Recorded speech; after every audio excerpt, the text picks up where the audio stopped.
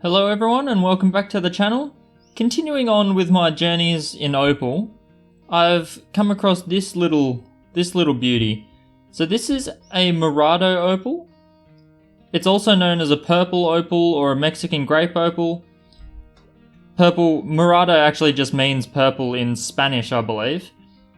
And this piece in particular, I didn't cut it myself, but it's from Jalisco, Mexico. I've probably pronounced it wrong, but it's kind of on the west coast, a little bit central, the central end of the west coast of Mexico. It's a nice little piece. It's very unusual compared to Australian opal.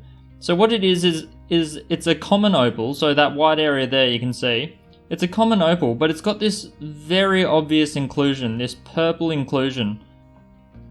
And if we look at the back here, you can see it just continues on. So it's a common opal with a purple inclusion. It's incredibly cheap. It's really cheap. You can buy it by the kilo, which is very different to Australian opal. And it's also very soft, so it's at the softer end of opals when you can compare it and contrast it to the Australian opals. Especially where you see that purple inclusion. So that purple inclusion is fluorite, and it's got a much lower hardness than the opal. So people find it really tricky sometimes to cut it, and I'll probably get a few rough samples sometime soon, hopefully, that I'll try cutting just to experience it for myself. Though this one does have a little bit of a chip in it somewhere that I noticed needs to be cut out, just there. So maybe I'll have a play myself. But it's got such a low hardness, and this has got such a harder area in it, that it's a bit like boulder opal when you hit some of those really hard opal seams amongst the ironstone, and it starts getting really tricky to deal with multiple different hardnesses in the one stone. And because this is fluorite, this actually fluoresces under a UV light. So that's also another little interesting property. I don't have a black light on me at the moment, so I won't be able to show that off, but maybe I will in the future. The rough is pretty tricky for another reason. So people cut it, but it's very prone to severe levels of crazing once it's been mined. So it's obviously got some issues when it comes to its water retention, which kind of makes sense because fluorite's not the most unreactive stuff in the world. So there is a chance that causes a lot of that, instigates a lot of that drying and crazing. So it's not the most reliable opal to cut, so I've heard. It's quite a tricky one. But at least there's a lot of it, and it's fairly cheap. And a lot of people say that it's great practice material, because if you can cut this stuff, the other stuff will actually feel a lot easier. And this stone in particular can get mixed up very commonly with another stone called Tiffany stone.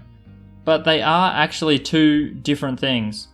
So the Tiffany stone it's fluorite again, but it's fluorite that's been replaced by something like chalcedony or sometimes opal, sometimes quartz, a lot of beryllium silicate. So it's very, very much different. And the Tiffany stone is only mined in Brush-Willman beryllium mine, which is in Spore Mountain, Utah, USA.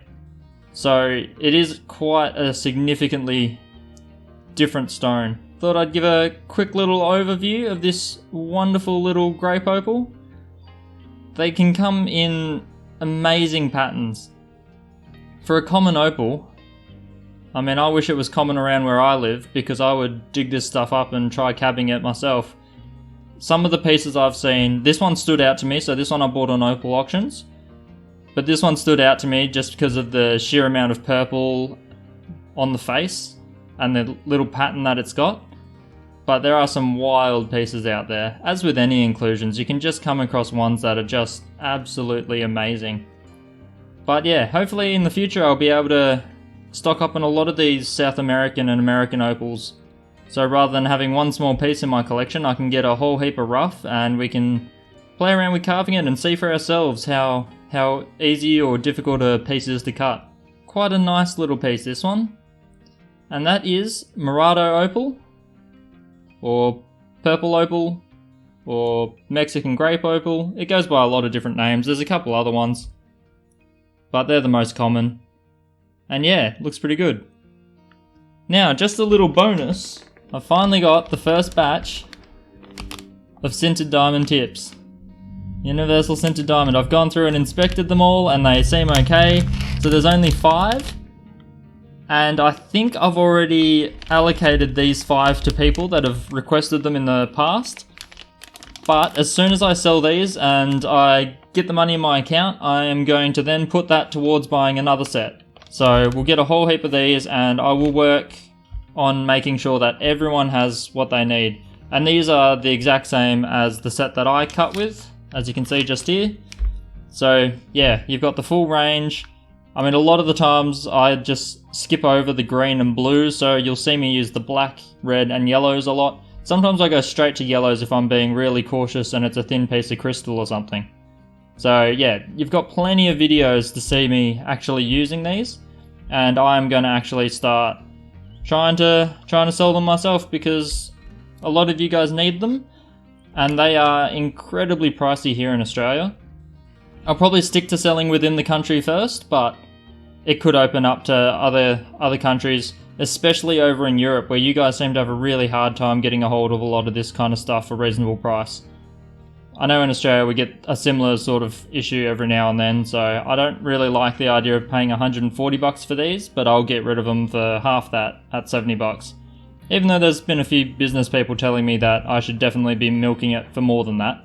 Could easily go to 100, but nah. I'm dead set on just trying to get them out there and helping anyone that needs them. So yeah, we'll start getting these going and I'll just keep stocking up on more as we get rid of them. So I'll see you in the next video.